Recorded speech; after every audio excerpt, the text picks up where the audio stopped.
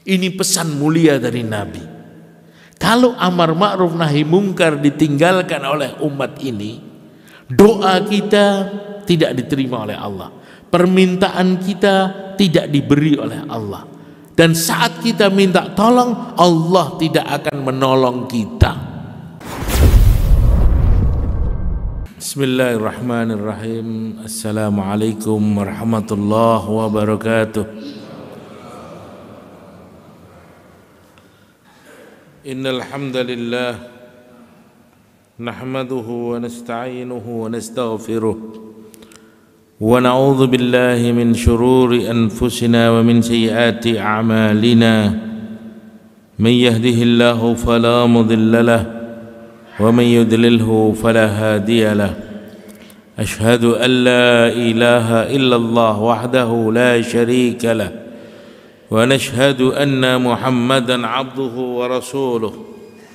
Allahumma salli wa sallim wa barik ala sayyidina Muhammad wa ala alihi wa sahbihi wa baraka wa sallama tasliman kathiran kathira.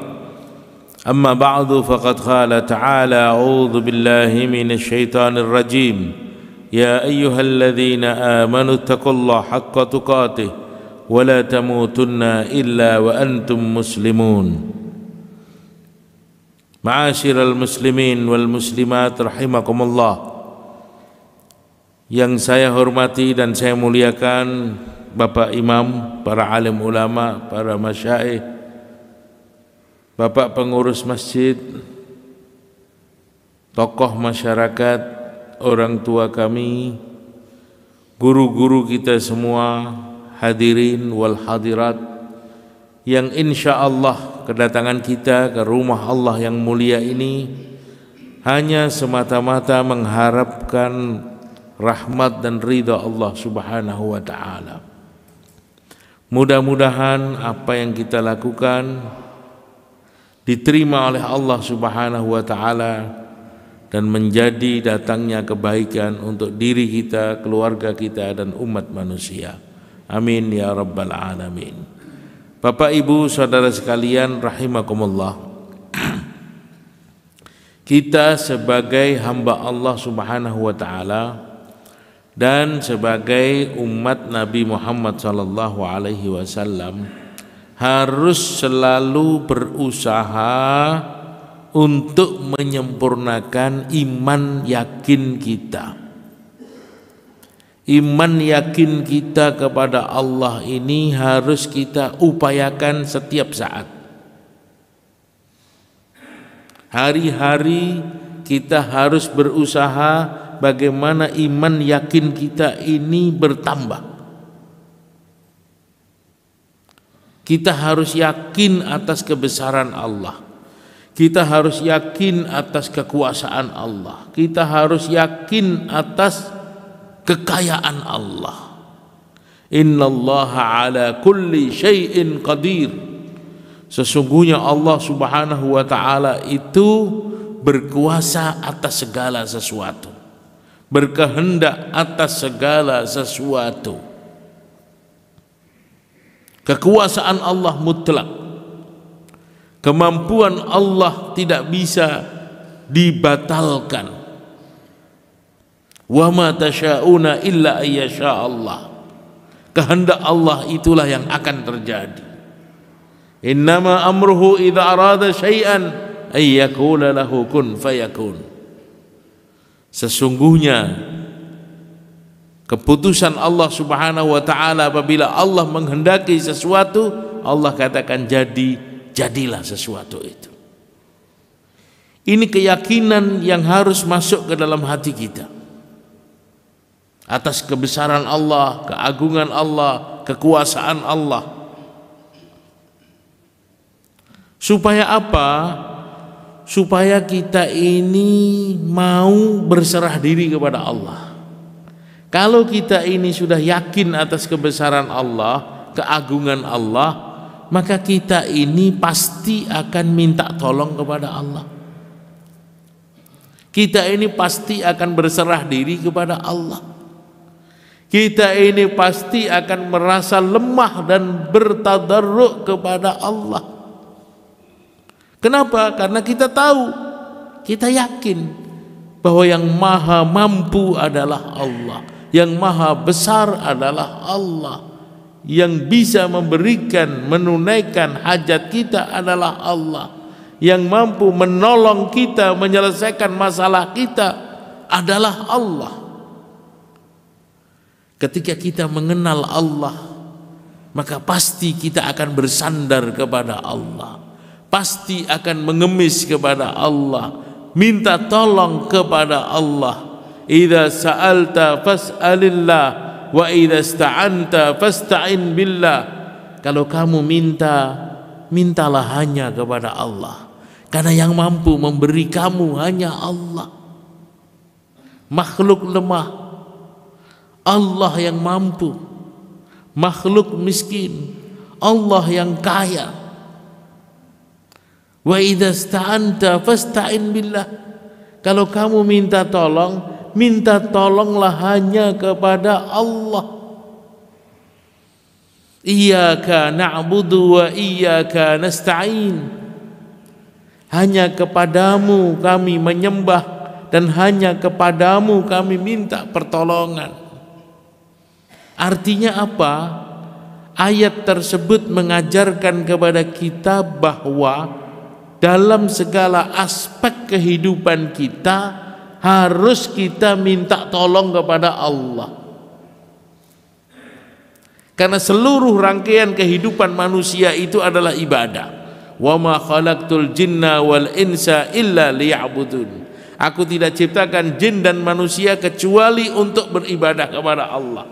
Jadi kehidupan kita dari bangun tidur sampai tidur kembali itu harus dalam rangkaian ibadah. Dan untuk menunaikan segala aktivitas kehidupan tersebut, kita mesti minta tolong kepada Allah. Allahumma a'inna ala dzikrika wa syukrika wa husni ibadatik. Ya Allah, berikan pertolongan kepada aku ya Allah untuk selalu mengingatmu ya Allah, mensyukuri nikmatmu ya Allah, mengerjakan kebaikan ibadah kepadamu ya Allah. Minta tolong kepada Allah. Kapan itu terjadi? Ketika kita ini yakin atas kebesaran Allah.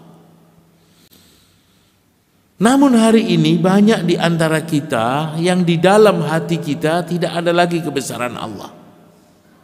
Yang ada kebesaran benda, yang ada kebesaran makhluk, yang ada kebesaran selain daripada Allah. Maka saat itu terjadi, orang tersebut tidak akan minta tolong kepada Allah, karena dia tidak yakin atas kebesaran Allah. Dia tidak percaya atas kemampuan Allah. Ini yang mengherankan. Ini yang dianggap aneh. Manusia merasa menjadi hamba Allah, tetapi di dalam hatinya tidak ada kebesaran Allah. Sehingga ketika terjadi masalah, dia minta tolong kepada makhluk. Ketika datang benturan, dia tawajuh kepada ciptaan-ciptaan Allah dan tidak ada Allah di dalam hatinya. Alam ya'ni lilladzina amanu an tahsha'a qulubuhum li dzikrillah wa ma nazala minal haqq. Apakah belum datang masanya bagi orang-orang yang beriman untuk merendahkan diri mereka, tawajuh kepada Allah, konsentrasi kepada Allah, ta'alluq kepada Allah, buat hubungan yang bagus kepada Allah? Apa yang mereka tunggu-tunggu? Apa yang dinanti-nantikan oleh orang tersebut sehingga mereka tidak mengurus hatinya untuk membuat hubungan langsung dengan Allah? Hatinya masih dipenuhi dengan kebesaran makhluk, kebesaran benda, kebesaran selain Allah. Ketika seseorang hatinya dipenuhi dengan kebesaran Allah, insya Allah ketika sakaratil maut datang menjemput dia, pasti yang keluar dari lisannya adalah la ilaha illallah. Kenapa? Karena di dalam hatinya penuh dengan kebesaran dan keagungan Allah subhanahu wa ta'ala. Maka banyak di dalam ayat Al-Quran Allah bertanya kepada kita, afala tafakkarun, afala tatadabbarun. Apakah kamu tidak berpikir wahai manusia? Apakah kamu tidak berenungkan dirimu wahai manusia? Kenapa tidak ada kebesaranku di dalam hatimu? Kenapa hatimu kosong daripada keagunganku, sehingga kamu minta tolong kepada selain aku dan tidak minta tolong kepada aku? Allah Subhanahu wa ta'ala berjanji, Allah berjanji akan menolong kita. Ini pasti. Kenapa pasti? Karena ini janji Allah. Dan Allah tidak akan pernah menipu hambanya. Wa man asdaqu minallahi qila. Mana ada yang lebih jujur dibandingkan Allah? Tidak ada. Kenapa Allah jujur? Karena Allah tidak butuh dengan kita. Kenapa Allah jujur? Karena Allah maha segala-galanya. Tidak ada tujuan apapun, tidak punya keinginan apapun atas diri kita. Maka janji Allah adalah pasti, pasti dan pasti. Apa yang dijanjikan Allah pasti akan datang. Allah Subhanahu wa ta'ala berjanji akan menolong kita. Bahkan Allah Subhanahu wa ta'ala mewajibkan dirinya untuk menolong kita. Wa kana haqqan alaina nasrul mu'minin. Kata Allah Subhanahu wa ta'ala, wajib bagiku untuk menolong orang-orang beriman. Kenapa kita tidak yakin atas pertolongan Allah? Sedangkan Allah telah berjanji pasti akan menolong kita. Pasti Allah akan datangkan pertolongan kepada kita. Allah yang dulu sama dengan Allah yang sekarang dan sama dengan Allah yang akan datang selama-lamanya. Allah yang dulu telah menolong hamba-hamba Allah sebelum kita, dan Allah juga akan menolong kita, dan Allah juga akan menolong orang-orang setelah kita. Karena janji Allah kepada hamba-hambanya dengan turunnya pertolongan itu bukan hanya untuk orang-orang terdahulu, tapi juga untuk kita dan untuk orang-orang setelah kita. Inna lanansuru rusulana walladzina amanu. Sungguh aku akan menolong utusan-utusanku, kata Allah, dan orang-orang yang beriman. Kadang-kadang kita kalau diceritakan di depan kita mengenai pertolongan Allah yang turun pada para nabi, para sahabat, maka kita akan mengatakan, oh itu kan nabi, pantas mendapatkan pertolongan Allah. Oh itu kan Rasul, utusan Allah, kekasih Allah, pantas mendapatkan pertolongan Allah. Saya kan orang biasa, bukan nabi, bukan Rasul. Maka di dalam ayat tersebut Allah tegaskan, inna lanansuru rusulana walladzina amanu. Sungguh aku akan menolong utusan-utusanku dan orang-orang yang beriman. Artinya yang akan mendapatkan pertolongan Allah bukan hanya para nabi, bukan hanya para rasul, tapi orang-orang yang ada iman di dalam hatinya, dia akan mendapatkan pertolongan Allah Subhanahu wa ta'ala. Bapak Ibu saudara sekalian rahimakumullah, yang namanya pertolongan Allah, yang namanya kemenangan untuk kita, yang namanya kekalahan musuh-musuh kita, itu sudah dijanjikan oleh Allah Subhanahu wa ta'ala. Nasrum minallah wa fathun qarib. Pertolongan yang datang dari Allah dan kemenangan yang dekat. Allah sudah janjikan. Dan kita harus percaya dengan janji Allah. Tidak boleh ada keraguan sedikit pun atas datangnya pertolongan Allah. Ketika baginda sallallahu alaihi wasallam ditanya oleh para sahabatnya, "Mata nasrullah?" Kapan datang pertolongan Allah? Ala inna nasrullahi qarib. Sesungguhnya pertolongan Allah itu dekat. Orang beriman selalu dekat dengan pertolongan Allah. Selalu berharap pertolongan Allah. Selalu ada pertolongan Allah Subhanahu wa taala. Asalkan syarat-syarat datangnya pertolongan Allah itu ada dalam kehidupan kita. Ketika syarat-syarat datangnya pertolongan Allah itu ada dalam kehidupan kita, maka pertolongan Allah itu pasti datang kepada kita, karena itu adalah janji Allah. Apa syarat-syarat datangnya pertolongan Allah kepada kita? Di antaranya yang pertama, bagaimana hati kita ini betul-betul mantap, yakin kepada Allah. Tidak boleh ada sedikit keraguan atas kehebatan Allah, kebesaran Allah, kebersamaan Allah.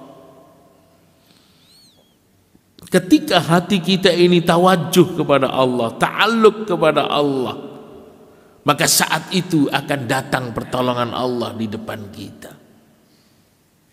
Contohnya, Nabiullah Ibrahim alaihi salatu wassalam,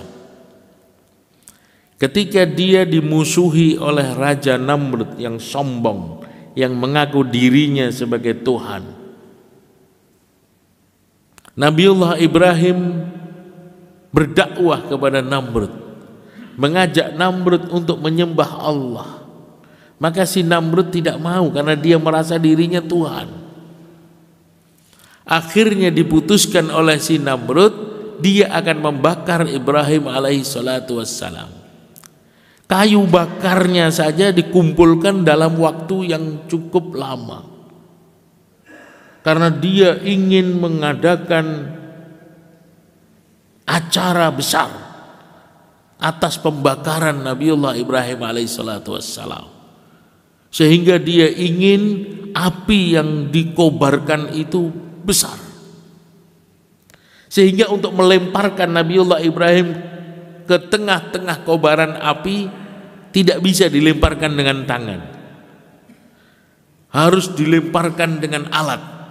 Maka saat itu saat itu setan memberikan bisikan kepada mereka supaya dibikin manjanik, ketepel raksasa, karena besarnya api, sehingga burung saja yang melewati atas api tersebut akan terbakar. Dibuat seperti itu.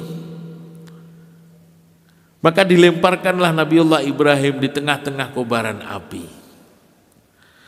Allah Subhanahu wa ta'ala maha tahu apa yang terjadi kepada kekasihnya. Malaikat minta izin kepada Allah Subhanahu wa ta'ala untuk menolong kekasih Allah. Maka Allah Subhanahu wa ta'ala izinkan malaikat untuk datang menjumpai Ibrahim alaihi salatu wassalam. Dan malaikat mengatakan, mintalah sesuka kamu wahai Ibrahim, aku telah mendapatkan izin dari Allah untuk menolong kamu. Kalau kamu mau minta kepada aku supaya aku bunuh si Namrud saat ini, aku akan bunuh. Kalau kamu minta untuk didatangkan angin yang kencang supaya apinya mati, aku akan datangkan. Kalau kamu minta turun hujan yang lebat, aku akan turunkan. Apa yang kamu minta, sebutkan wahai Ibrahim, aku sudah dapat izin daripada Allah. Subhanallah. Apa jawaban Ibrahim alaihi salatu wassalam? Jawaban Ibrahim alaihi salatu wassalam pada saat itu kepada malaikat, afa minka fala faminallahi bala. Wahai malaikat, kalau tawaran ini datang dari kamu, kayaknya enggak usah. Aku hanya berharap pertolongan dari Allah Subhanahu wa ta'ala. Cukup Allah yang akan menolong aku. Allah melihat di mana aku berada. Allah mendengar rintihanku kepada Allah. Hasbunallah wa ni'mal wakil. Cukup Allah menjadi penolongku. Subhanallah. Iman yang sangat kuat, keyakinan yang terhunjam di dalam hati Ibrahim alaihissalatu wassalam. Maka saat itu langsung datang pertolongan Allah. Tidak perlu dimatikan apinya, tidak perlu dimatikan Namrudnya, tidak perlu diturunkan hujan, tidak perlu ditiupkan angin, tapi langsung perintah Allah kepada makhluk Allah yang bernama api turun dari Allah subhanahu wa ta'ala. Ya naru kuni bardan wa salaman ala Ibrahim. Wahai api, jadilah kamu sejuk dan menyelamatkan untuk kekasihku Ibrahim.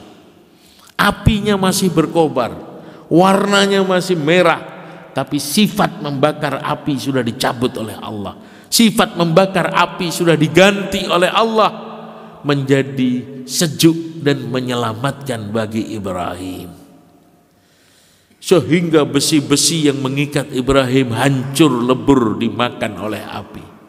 Tapi jasad Ibrahim alaihissalam sedikit pun tidak terkena kobaran api. Sifat panasnya api sudah diganti oleh Allah, sang pemilik segala-galanya. Kapan itu terjadi? Ketika hati Nabiullah Ibrahim tawajuh kepada Allah, yakin kepada Allah. Dan ini berlaku untuk kita semua, bukan hanya untuk Ibrahim alaihissalatu wassalam. Kisah ini diceritakan di dalam Al-Quran untuk pelajaran bagi kita semua, bahwa ketika kamu, kata Allah, tawajuh kepada aku, konsentrasi kepada aku, minta dengan sungguh-sungguh kepada aku, sebagaimana yang aku janjikan, pertolongan aku akan datangkan kepada kamu. Nabiullah Musa alaihi salatu wassalam dikejar-kejar oleh Fir'aun laknatullah alaihi. Nabi Musa bersama rombongannya pada saat itu dikejar-kejar oleh Fir'aun laknatullah alaih. Di belakang tentara Fir'aun, di depan lautan. Maka rombongan Nabi Musa sudah ketar-ketir ketakutan. Mereka mengatakan, inna la mudrakun. Ya Musa, inna la mudrakun. Wahai Musa, celaka kita. Kita akan tertangkap, wahai Musa. Mau kemana kita? Di belakang tentara Fir'aun dengan pasukan yang luar biasa, di depan lautan, dan kita tidak bisa kemana-mana. Iman mereka saat itu lemah. Namun kekasih Allah Musa alaihissalatu wassalam punya keyakinan yang tinggi kepada Allah. Itu yang menyebabkan turun pertolongan Allah. Apa kata Musa? Kalla inna ma'aya rabbi sayahdin. Tidak, Allah bersama aku, kata Musa. Allah bersama aku, kata Musa. Musa tidak mengatakan Allah bersama kita, tapi Musa mengatakan inna ma'aya rabbi sayahdin. Sesungguhnya Allah bersama aku dan akan memberikan petunjuk kepada aku, akan memberikan jalan keluar kepada aku, akan menurunkan pertolongan kepada aku. Kenapa Nabiullah Musa tidak mengatakan innallaha ma'ana, Allah bersama kita? Karena saat itu iman mereka lemah. Allah tidak bersama dengan orang-orang yang lemah iman. Tapi Musa alaihissalatu wassalam keimanannya kuat, mantap, sempurna kepada Allah, sehingga sifat itu yang menyebabkan turun pertolongan Allah subhanahu wa ta'ala. Inna ma'aya rabbi sayahdin. Sesungguhnya Allah bersama aku dan akan memberikan petunjuk kepada aku. Maka benar, turunlah pertolongan Allah subhanahu wa ta'ala. Ya Musa idrib bi'asakal bahar. Wahai Musa, pukullah lautan itu dengan tongkatmu. Ketika dipukul terbelah lautan itu, dibuatkan jalan oleh Allah subhanahu wa ta'ala. Jalan yang sama dilewati oleh Nabiullah Musa, kekasih Allah, menyelamatkan Musa dan bala tentaranya. Dan jalan yang sama yang digunakan oleh Fir'aun la'natullah alaih dan bala tentaranya mencelakakan mereka semua. Karena air adalah milik Allah, laut adalah milik Allah. Allah menolong kekasihnya sesuai dengan kehendak Allah. Di waktu yang sama, di tempat yang sama, sebagian diselamatkan, sebagian dicelakakan oleh Allah. Semua adalah kehendak Allah Subhanahu wa ta'ala.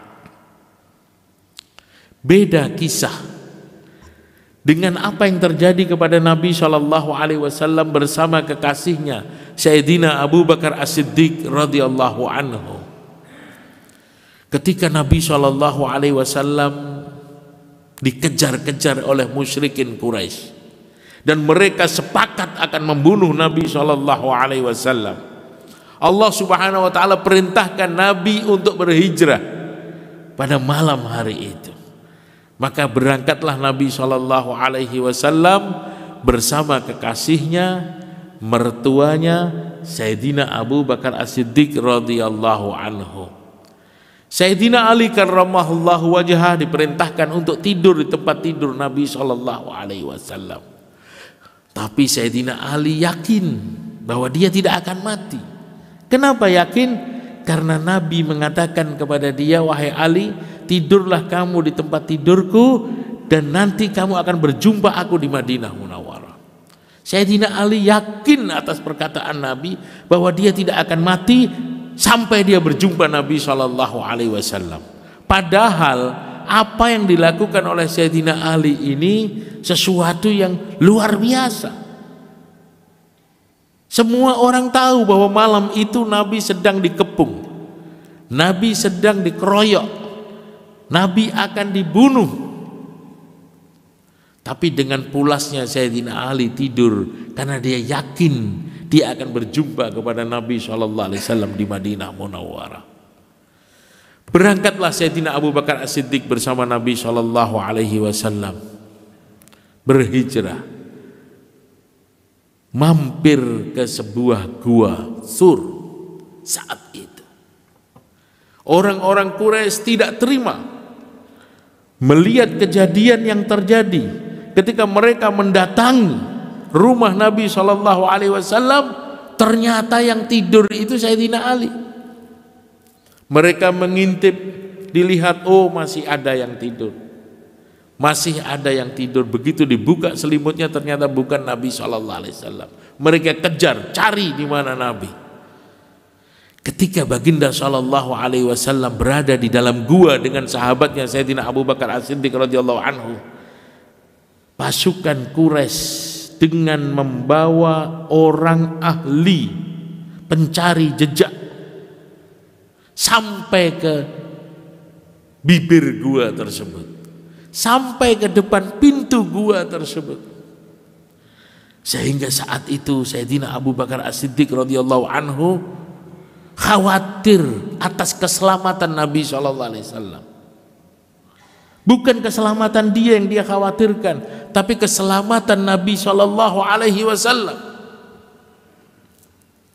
Maka Nabi SAW katakan, wa ma dhannuka bi isnain Allahu thalithuhuma.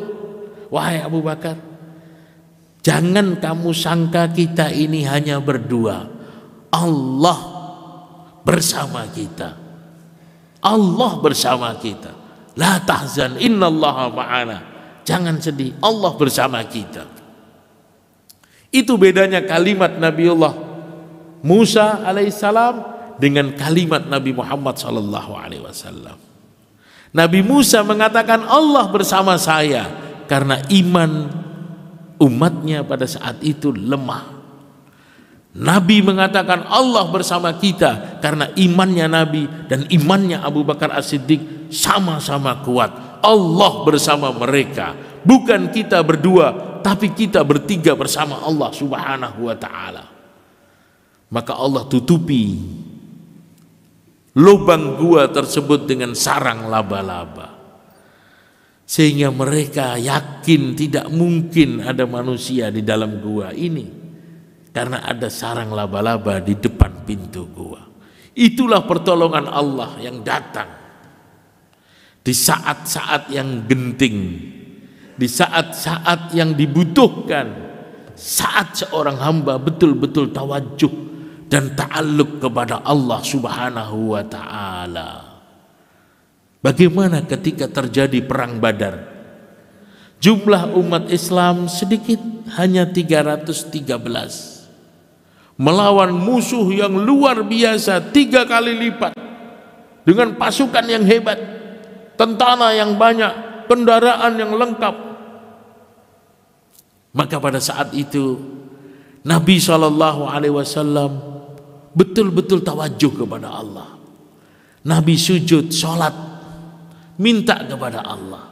Bahkan Nabi berdoa kepada Allah dan mengatakan, ya Allah, kalau engkau tidak menangkan umat Islam saat ini, maka mungkin tidak akan ada lagi yang menyembahmu sampai hari kiamat, ya Allah. Kenapa? Karena modal umat Islam saat itu ya cuma segitu. Nabi tawajuh, minta, doa kepada Allah, buat hubungan yang bagus kepada Allah, yakin kepada Allah. Maka subhanallah, apa yang terjadi? Allah Subhanahu wa ta'ala mengirimkan malaikat dari langit. Bukan tentara tambahan yang dikirim, malaikat dari langit, disaksikan oleh para sahabat. Idz tastaghithuna rabbakum fastajaba lakum anni mumiddukum bi alfin minal malaikati murdifin. Ketika kamu sungguh-sungguh tawajuh kepada aku, kata Allah, konsentrasi minta kepada aku dengan iman yang sempurna, maka aku turunkan 1000 malaikat secara bergantian untuk menolong kamu. Andaikan Allah turunkan 1 saja malaikat, cukup untuk menghabiskan mereka semua. Tapi kenapa Allah turunkan 1000 malaikat? Allah ingin membuktikan janjinya, bahwa janji Allah itu benar. Janji Allah itu benar. Janji Allah itu pasti. Allah akan menolong kita ketika hati kita tawajuh kepada Allah Subhanahu wa ta'ala. Maka benar apa yang terjadi. Apa yang terjadi? Wa ma ramaita idh ramaita walakinnallaha rama. Dan saat kamu belum melepaskan panah kamu untuk musuh-musuh kamu, musuh-musuh kamu sudah tergeletak terlebih dahulu, karena sesungguhnya Allah yang memanah mereka. Sehingga didapati pada saat itu musuh-musuh tergeletak dengan sendirinya sebelum terkena panah, sebelum terkena pedang. Dari mana? Malaikat yang dikirim oleh Allah menyerang mereka. Allah membuktikan bahwa janji Allah itu bukan dongeng, bukan cerita hayalan, dan ini akan terjadi kepada siapa saja. Setiap orang berhak untuk mendapatkan pertolongan Allah. Setiap orang berhak untuk mendapatkan kasih sayang Allah, bukan hanya para nabi, bukan hanya para rasul. Kita juga berhak, tapi syaratnya harus ada. Itu syarat yang pertama tadi, iman kita harus benar kepada Allah. Inna lanansuru rusulana walladzina amanu. Aku pasti akan menolong utusan-utusanku dan orang-orang yang beriman. Luruskan iman kita, perbaiki iman kita, mantapkan iman kita, pasti kita akan dapat pertolongan Allah Subhanahu wa ta'ala. Yang kedua yang Allah Subhanahu wa ta'ala ceritakan di dalam Al-Quran. Bismillahirrahmanirrahim.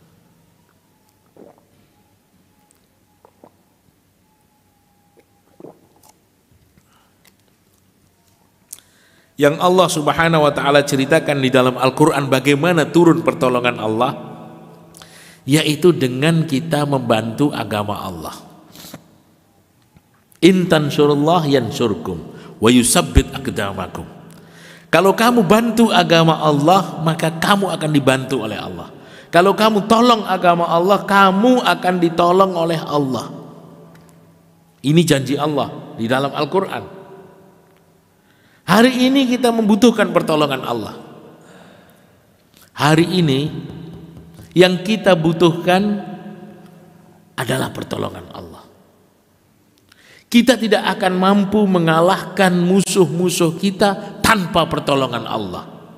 Jangan kita menghayal untuk melawan musuh-musuh kita tanpa pertolongan Allah. Maka kita harus konsentrasi untuk mendatangkan pertolongan Allah kepada kita, supaya kita mampu mengalahkan musuh-musuh kita. Musuh-musuh kita itu banyak. Di dalam kehidupan kita ini banyak musuh-musuh kita. Nabi SAW sabdakan, al-mu'min baina khamsus sada'id. Orang beriman itu setiap hari dihajar, dikepung dengan 5 musuh yang besar.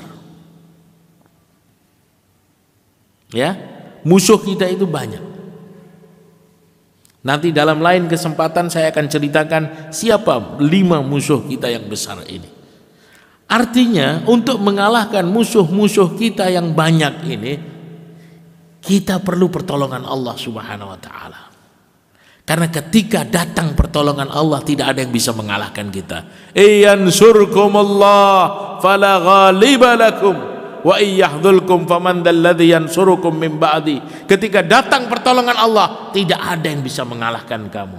Tapi ketika Allah menghinakan kamu, maka siapa yang akan menolong kamu selain daripada Allah Subhanahu wa taala? Cari pertolongan Allah, kejar pertolongan Allah, karena itu yang sangat kita butuhkan. Dengan apa? Dengan iman yang sempurna. Yang kedua, dengan membantu agama Allah. In tansurullah yansurkum. Kalau kamu bantu agama Allah, Allah akan bantu kamu. Kalau kamu bantu agama Allah, Allah akan membantu kamu. Ini syaratnya. Agar din ke madad karo, Allah tumhara madad karega. Kalau kamu membantu agama Allah, maka Allah akan turunkan bantuan kepada kamu. Bagaimana kita membantu agama Allah? Bagaimana cara kita membantu agama Allah? Cara kita membantu agama Allah adalah yakinkan, pastikan diri kita ini menjadi orang Islam yang baik. Jangan sampai gara-gara diri kita orang bersangka buruk kepada Islam. Orang melihat kita, dia sangka buruk kepada Islam. Gara-gara apa? Perbuatan kita jelek, perkataan kita jelek, sifat kita jelek. Itu namanya tidak membantu Islam. Gara-gara perbuatan kita, orang tidak cinta dengan Islam. Gara-gara perkataan kita, orang tidak simpati dengan Islam. Jadi yang pertama cara membantu agama Allah, yakinkan bahwa diri kita ini menjadi orang Islam yang baik. Sehingga dimanapun kita berada menjadi dakwah. Orang lihat perkataan kita, Masya Allah, Tabarakallah, orang ini sangat baik, orang ini sangat mulia. Saya beberapa hari lalu baru kembali dari Hadramut di Yaman. Saya kunjungi beberapa ulama-ulama besar di sana. Subhanallah, sifat-sifat yang sangat mengesankan, sifat-sifat yang sangat menarik ada dalam kehidupan mereka.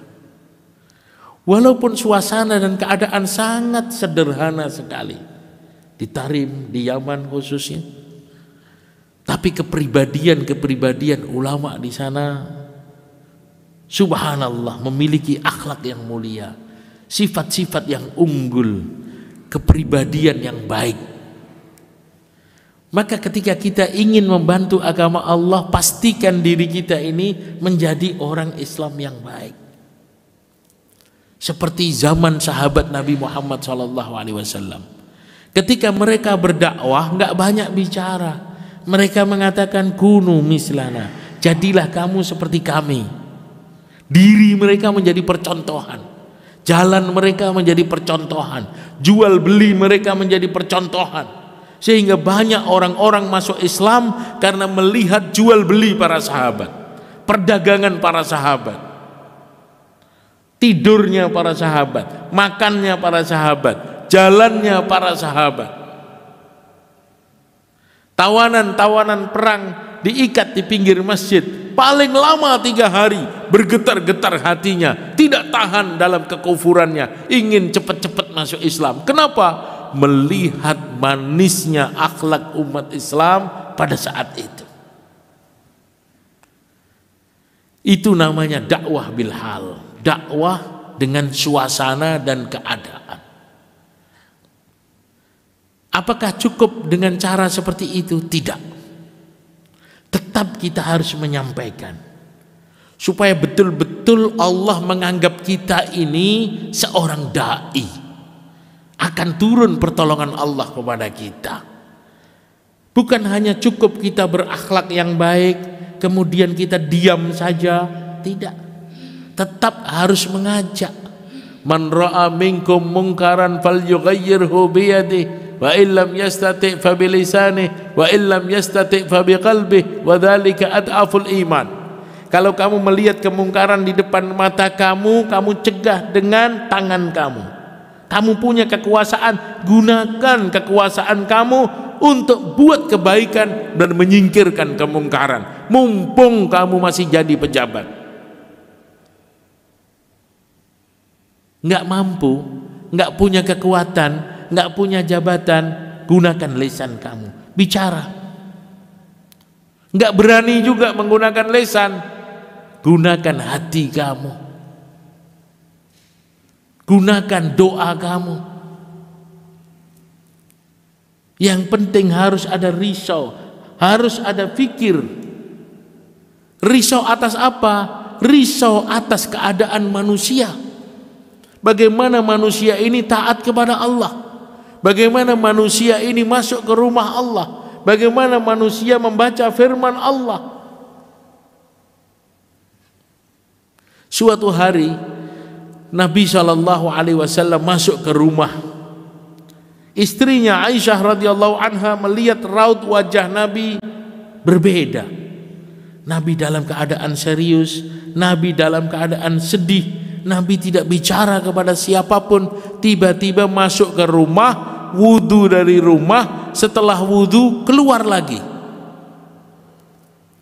Maka Aisyah radhiyallahu anha mengatakan, "Falasiktu bil hujrati astami'u ma yaqul." Aku tempelkan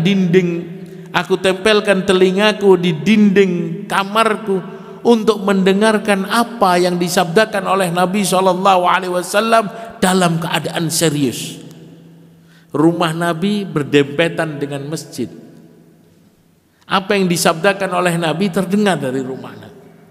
Aisyah menempelkan telinganya di dinding kamar untuk mendengarkan pesan khusus Nabi. Tiba-tiba Nabi berkhutbah, "Ya ayyuhan nas, wahai sekalian manusia, innallaha ta'ala yaqulu lakum."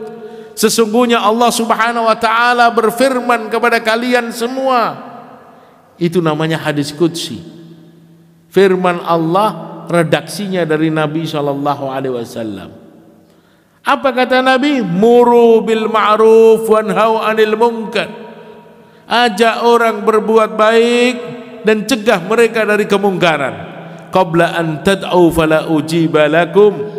Sebelum kamu berdoa, doa kamu tidak akan dikabulkan oleh Allah. Wa tas'aluni fala utikum. Sebelum kamu meminta kepada aku, kata Allah, permintaan kamu tidak akan aku beri. Wa tastansiruni fala ansurkum. Dan kamu minta tolong kepada aku, tapi aku tidak menolong kamu. Fama zada alaihinna hatta nazal. Karena sedihnya Nabi dengan kalimat-kalimat tersebut, sehingga Nabi tidak melanjutkan perkataannya sampai turun dari mimbar. Ini pesan mulia dari Nabi. Kalau amar ma'ruf nahi mungkar ditinggalkan oleh umat ini, doa kita tidak diterima oleh Allah, permintaan kita tidak diberi oleh Allah. Dan saat kita minta tolong, Allah tidak akan menolong kita. Tegas disampaikan oleh Nabi. Maka syarat untuk datangnya pertolongan Allah, syarat untuk diterimanya doa, syarat diberinya permintaan kita, jangan tinggalkan amar ma'ruf nahi mungkar. Ajak orang berbuat baik, cegah dari kemungkaran. Dan ini bukan sesuatu yang sulit, bukan sesuatu yang berat seperti yang kita bayangkan. Tidak, ini mudah, ini gampang, lebih gampang dari naik sepeda. Semua kita bisa naik sepeda. Kenapa? Karena kita punya tangan dan punya kaki. Untuk berdakwah tidak perlu punya tangan, tidak perlu punya kaki. Ada orang yang tidak punya tangan, tidak punya kaki, buta matanya, dia bisa berdakwah. Banyak orang yang taat kepada Allah gara-gara si buta, gara-gara si pincang, gara-gara si buntung. Kenapa? Karena itu mudah. Kenapa mudah? Karena penting, maka Allah mudahkan dan bisa dilakukan oleh siapa saja. Satu orang yang ada di sini punya tetangga, ajak mereka untuk datang ke masjid. Itu juga merupakan dakwah. Kalau kita bicara pahala, subhanallah, masya Allah, tabarakallah, sangat banyak sekali pahala seseorang yang berdakwah.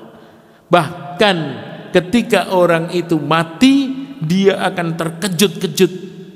Dengan apa? Dengan pahala yang akan dia peroleh nanti di akhirat. Ketika dibukakan buku amalnya, kok banyak sekali? Dari mana itu? Padahal dia ini orang biasa-biasa saja, amalannya juga tidak hebat-hebat banget, tapi buku catatan amalnya sangat panjang. Ternyata itu hasil daripada dakwah dia. Ada orang nggak sholat, diajak sholat. Ada yang belum suka masjid, dibawa, dituntun, diajak ke masjid. Ada orang nggak doyan taklim, dirayu, didudukkan di dalam taklim. Akhirnya orang itu jadi orang soleh, bertobat kepada Allah. Dia pulang ke rumah, sampaikan kepada istrinya. Istrinya jadi wanita soleha. Wanita soleha mendidik anak-anaknya menjadi anak-anak yang hebat. Anak-anaknya menjadi ulama besar, punya pesantren, punya ribuan santri hafiz Quran. Semua pahala itu masuk ke dalam buku catatan orang yang mengajak pertama kali. Kullu mayyitin yukhtamu ala amalihi illa al-murabitu fi sabilillah fa innahu yunamma amaluhu ila yaumil qiyamah. Buku catatan seorang dai tidak boleh ditutup sebelum datangnya hari kiamat. Orangnya sudah mati, tapi hasil ajakan dia belum mati sampai hari kiamat nanti. Maka supaya doa kita dikabulkan oleh Allah, marilah sama-sama kita memiliki risau kepada umat. Kemudian yang ketiga, yang ada di dalam kitab Riyadhus Shalihin, bab yang ke-29. Di sini dikatakan syarat datangnya pertolongan Allah. Apa itu?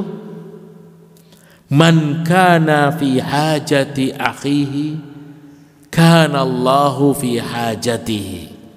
Wallahu fi aunil abdi ma kana al-abdu fi auni akhihi.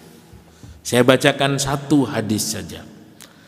Wa an Abi Hurairah radhiyallahu anhu 'anil Nabi sallallahu alaihi wasallam qala: Man nafasa an mu'minin kurbatan min kurabid dunya, nafasallahu anhu kurbatan min kurabi yaumil qiyamah. Wa man yassara ala mu'sirin yassarallahu alaihi fid dunya wal akhirah. Wa man satara musliman satarahullahu fid dunya wal akhirah. Wallahu fi aunil abdi ma kana al abdu fi auni akhihi. Wa man salaka tariqan yaltamisu fihi ilman sahalallahu lahu bihi tariqan ilal jannah. Wa majtama'a qaumun fi baitin min buyutillah ta'ala yatluna kitab Allah wa yatadarasunahu bainahum illa nazalat alaihimus sakinah wa ghashiyatuhumur rahmah wa haffathumul malaika wa dzakarahumullahu fi man 'indah wa man batta'a bihi 'amaluhu lam yusri' bihi nasabuhu. Rawahu Muslim. Saya terjemahkan dari Abu Hurairah radhiyallahu anhu, dari Nabi sallallahu alaihi wasallam bersabda, barang siapa yang menyelesaikan urusan atau masalah yang terjadi pada saudaranya di dunia ini, maka Allah Subhanahu wa ta'ala akan selesaikan masalahnya di hari kiamat nanti. Dan barang siapa yang memudahkan kesulitan saudaranya, Allah akan mudahkan urusannya di dunia dan di akhirat. Dan barang siapa yang menutup keburukan saudaranya di dunia ini, Allah Subhanahu wa ta'ala akan tutup keburukannya di dunia dan di akhirat. Dan Allah selalu menolong seorang hamba. Dan Allah akan selalu menolong seorang hamba selama hamba itu menolong saudaranya. Pertolongan Allah datang ketika kita menolong saudara kita. Maka ketika kita melihat atau mendengar atau menyaksikan saudara kita yang sedang terzalimi, terampas haknya, maka wajib bagi kita sebagai saudara-saudara Islam untuk membantu mereka dengan segala kemampuan kita. Jangan justru kita salahkan, jangan justru kita cari keburukannya, tutup keburukan saudara kita. Tolong dan bantu. Ketika di dalam hati kita ada kepedulian kepada saudara kita, maka Allah akan menolong kita. Ini janji Allah. Ketika kita punya masalah, coba selesaikan masalah saudara kita. Ketika kita perlu pertolongan Allah, coba tolong saudara kita. Karena Allah berjanji, wallahu fi aunil abdi ma kana al abdu fi auni akhihi. Allah senantiasa akan menolong seorang hamba selama hamba itu menolong saudaranya. Mudah-mudahan kita semua termasuk hamba-hamba Allah yang akan mendapatkan pertolongan Allah Subhanahu wa ta'ala. Jazakumullah khairan katsira. Itu saja sedikit taklim kita pada pagi hari ini. Mudah-mudahan Allah berikan kefahaman untuk kita semua dan kita jadikan diri kita hamba-hamba Allah yang pantas, layak, patut mendapatkan pertolongan Allah SWT. Karena pertolongan Allah itulah yang sangat kita butuhkan selama-lamanya. Jazakumullah khair. Mudah-mudahan Allah fahamkan kita. Kalau ada pertanyaan, kami persilahkan insyaallah. Dipersilakan bagi para jemaah yang ingin bertanya.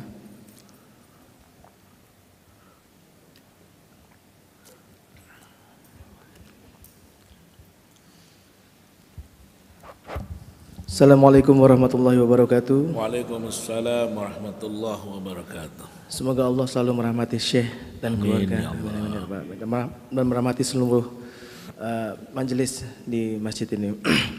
Yang mau saya tanyakan, Syekh, bagaimana cara membersihkan hati ini ketika kita dinasihati orang?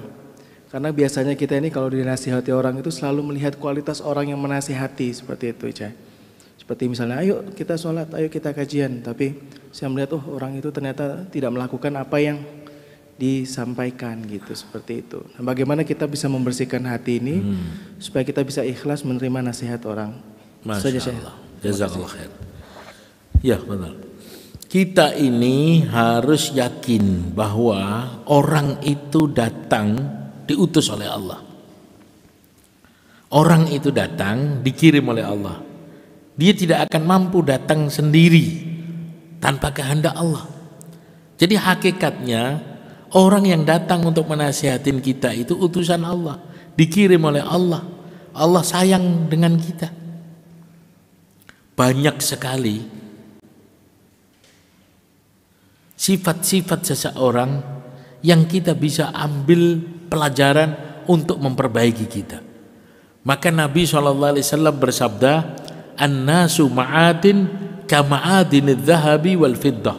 Manusia itu ibarat tambang emas dan perak. Artinya apa? Setiap diri manusia itu punya potensi kebaikan. Kalau dia berdekatan dengan kamu, bersentuhan dengan kamu, kebaikan dia akan tertular kepada kamu dan kebaikan kamu akan tertular pada dia. Itulah diantara maksud Allah perintahkan kita untuk sholat jamaah. Kita merapatkan saf, maka itu akan ada transfer kebaikan di antara umat Islam. Pindah kebaikan si fulan kepada kita, pindah kebaikan kita kepada si fulan. Subhanallah. Maka kita harus yakin bahwa ini utusan Allah. Allah yang mengirim dia untuk datang kepada kita. Kadang-kadang ada orang yang datang dan berakhlak sangat buruk. Maka itu sebetulnya pelajaran bagi kita.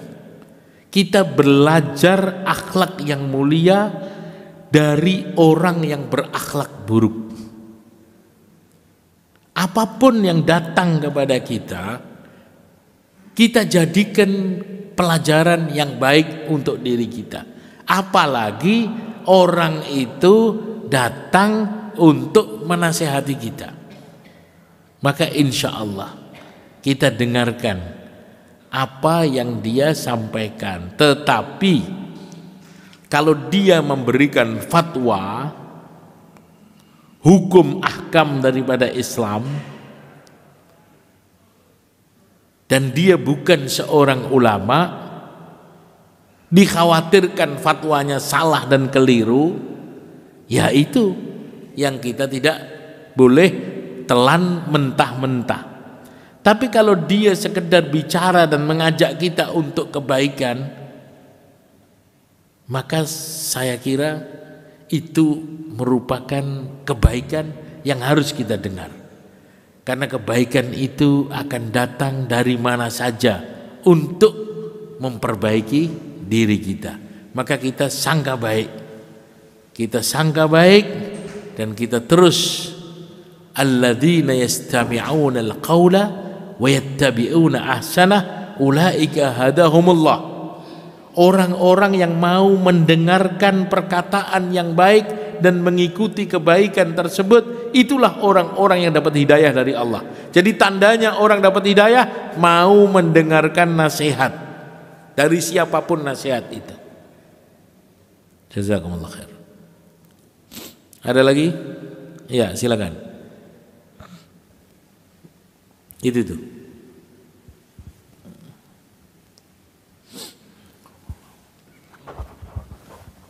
Assalamualaikum warahmatullahi wabarakatuh. Waalaikumsalam warahmatullahi. Terkadang kita melihat momen atau datang atau bentuknya pertolongan Allah itu mungkin ukuran kita dengan ukuran Allah mungkin sangat berbeda pastinya Pak Ustadz ya.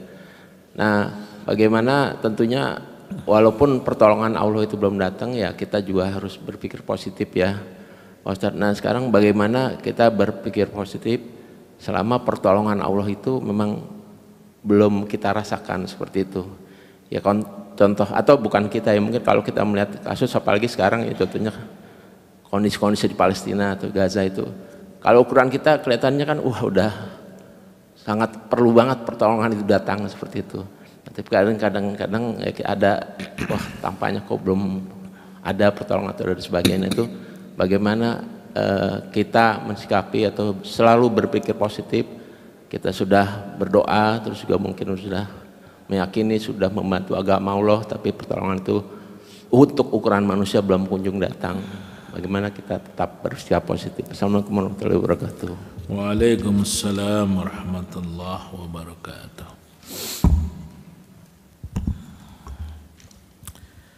Allah Subhanahu wa ta'ala tidak akan pernah ingkar janji.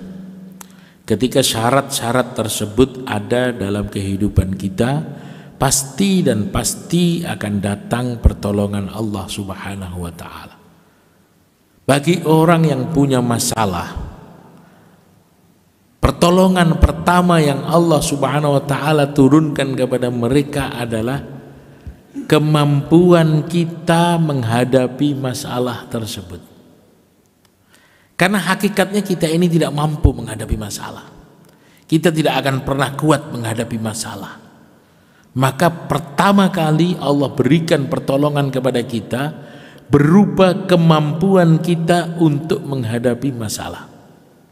Dan masalah yang datang dalam kehidupan kita itu juga merupakan ujian. Sejauh mana kamu bertadarruk kepada Allah. Allah nunggu, Allah menanti. Kapan kamu ini bersungguh-sungguh minta kepada aku. Putus harapan kepada makhluk. Betul-betul tawajuh kepada aku. Seperti istri Nabiullah Ibrahim alaihi salatu wassalam. Ketika bersama anaknya Nabiullah Ismail alaihi salatu wassalam. Saat itu apa yang terjadi? Ketika dia masih berusaha melihat air, dia berjalan dari Safa ke Marwah, dari Safa ke Marwah, dari Marwah ke Safa, dari Safa ke Marwah. Kenapa? Oh, itu ada air, jalan ke sana. Sampai sana, oh ternyata tidak ada. Lihat lagi ke Marwah, oh di situ ada air, jalan lagi, terus berjalan. Masih ada harapan kepada makhluk pada saat itu. Setelah 7 kali bolak-balik, dia yakin pada saat itu memang ini semua tidak ada. Memang ini semua fata morgana. Maka saat itu tawajuh kepada Allah. Hanya Allah yang mampu menolong. Hanya Allah satu-satunya zat yang bisa menolong. Ketika betul-betul tawajuh kepada Allah, baru turun pertolongan Allah. Keluar air Zam-Zam. Ma'u Zam-Zam lima syuriba lahu. Air Zam-Zam tergantung untuk apa diminum. Jadi syarat itu penting sekali. Bahkan ada peristiwa kejadian ketika perang Uhud. Itu pertolongan Allah sudah turun. Pertolongan Allah sudah turun. Kemenangan sudah diraih oleh umat Islam pada saat itu. Karena apa? Karena mereka solid, karena mereka taat kepada Nabi, karena mereka patuh, karena mereka yakin. Turun pertolongan Allah pada saat itu. Nabi berpesan, wahai pasukan pemanah, jangan tinggalkan bukit rumah apapun yang terjadi. Terjadilah perperangan Uhud pada saat itu. Kaum musyrikin Quraisy membalas kekalahan mereka pada perang Badar. Mereka membawa pasukan yang banyak untuk menyerbu Madinah Munawwarah. Nabi tidak ingin terjadi peperangan di Madinah, maka Nabi keluar sedikit bergeser sampai ke Uhud. Maka Nabi berpesan kepada pasukan pemanah, jangan tinggalkan bukit kecil ini. Tetap kalian bertahan di sini. Maka benar, ketika musuh-musuh datang, diserbu dari atas bukit, mereka bergelimpangan mati, kocar kacir, dan mereka lari dari medan peperangan. Saat mereka lari, mulai tergoda para sahabat. Ketika mereka lari meninggalkan ghanimah, meninggalkan barang-barang yang mereka bawa, ini pasukan pemanah ini terpecah. Sebagian mengatakan, oh kita sudah menang, musuh sudah lari, kita bisa turun ambil itu ghanimah. Sebagian orang mengatakan, tidak, ini pesan Nabi, jangan tinggalkan bukit ini. Maka saat itu mulai terpecah.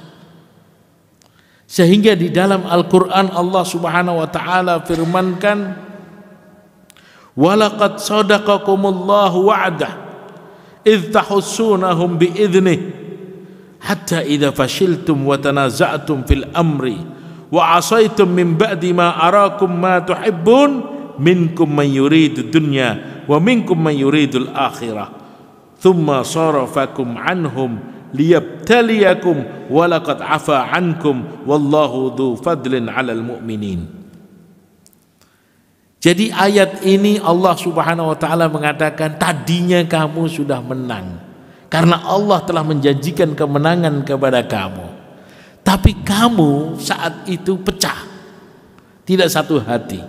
Sebagian di antara kamu tergila-gila dengan harta. Sebagian daripada kamu mau bertahan dan kamu maksiat kepada utusan Allah. Kamu ingkar kepada pesan Nabi Muhammad sallallahu alaihi wasallam, maka aku cabut kemenangan itu.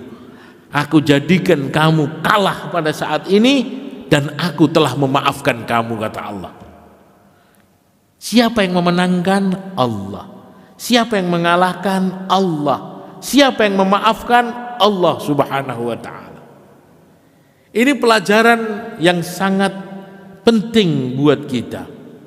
Ketika pesan Nabi ditinggalkan, umat Islam tidak akan mendapat pertolongan Allah. Ketika umat Islam tidak satu hati, tidak akan dapat pertolongan Allah. Wa idza tasabat ummati saqatat min ainillah. Ketika umatku mencaci maki satu dengan yang lain, jatuh mereka dari pandangan Allah. Allah melengos, Allah tidak akan pandang, Allah tidak akan tolong umat Islam yang bertengkar satu dengan yang lain. Tadinya sudah menang, maka saat itu Khalid bin Walid radhiyallahu anhu sebelum keislamannya dia menjadi panglima perang pada saat itu dari pihak Quraisy, dari pihak musuh. Maka dia melihat, oh bukit itu sudah kosong, kaum muslimin sudah turun. Maka Khalid bin Walid memutar haluan mengelilingi bukit, maka dia naik dari atas bukit tersebut dengan pasukannya membantai kaum muslimin dari atas bukit tersebut. Maka terkejut kaum muslimin, tiba-tiba datang serangan yang tidak disangka-sangka. Sampai saat itu 70 orang Islam syahid, termasuk paman Nabi Muhammad sallallahu alaihi wasallam, Sayyidina Hamzah bin Abi Thalib radhiyallahu anhu. Maka Nabi sangat sedih, Nabi pun terluka pada saat itu. Ini pelajaran besar bagi kita bahwa kemenangan itu pasti akan datang kalau kita ikut arahan Allah dan Rasulnya. Maka tugas kita sekarang penuhi syarat-syarat itu. Seperti seorang bapak menjanjikan kepada anaknya, nak, kamu belajar yang baik ya. Kalau kamu lulus dalam ujian sekolah kamu, bapak akan belikan kamu mobil baru. Maka anak yang pinter bukan keliling ke dealer mobil, melihat mobil apa ya yang bagus, merek apa yang canggih, sehingga dia lupa belajar. Bukan, anak yang pinter sungguh-sungguh belajar sampai lulus, maka mobil akan datang sesuai dengan janji ayahnya. Begitu juga kita umat Islam hari ini, Allah janjikan pertolongan kepada kita. Janji Allah pasti. Syaratnya jangan bertengkar. Syaratnya buat dakwah. Syaratnya hati mantap yakin kepada Allah. Syaratnya tolong menolong di antara umat Islam. Ketika syarat-syarat itu sudah kita buat tanpa kita minta, akhlis li amalak wa la tas'alni fa inni utika afdalu mimma ataitus sa'ilin. Ikhlaskan amalmu untukku, tidak perlu kau minta. Kalau amalmu benar, tanpa kau minta, aku berikan yang terbaik untukmu. Janji Allah adalah pasti, dan kita sebagai hamba Allah harus yakin atas janji Allah Subhanahu wa taala. Naam, jazakallah khair. A'udzu billahi minasyaitonir rajim. Bismillahirrahmanirrahim. Alhamdulillahirabbil alamin. اللهم صل على سيدنا محمد وعلى آل سيدنا محمد. يا أرحم الراحمين ارحمنا، يا حي يا قيوم برحمتك نستغيث. اللهم إنا نسألك سلامة في الدين وعافية في الجسد وزيادة في العلم وبركة في الرزق وتوبة قبل الموت ورحمة عند الموت ومغفرة بعد الموت. اللهم هون علينا في سكرات الموت والنجاة من النار والعفو عند الحساب.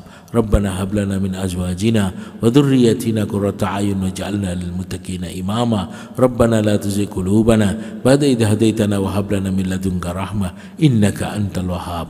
ربنا آتنا في الدنيا حسنة وفي الآخرة حسنة وقنا عذاب النار. اللهم انصر الإسلام والمسلمين واهلك الكفرة والمشركين ودمر أعداءك وأعداء الدين برحمتك يا أرحم الراحمين.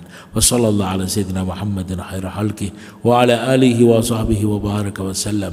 سبحانك اللهم ربك رب العزة عما يصفون وسلام على المرسلين والحمد لله رب العالمين. سبحانك اللهم وبحمدك أشهد أن لا إله إلا أنت أستغفرك وأتوب إليك. السلام عليكم ورحمة الله وبركاته.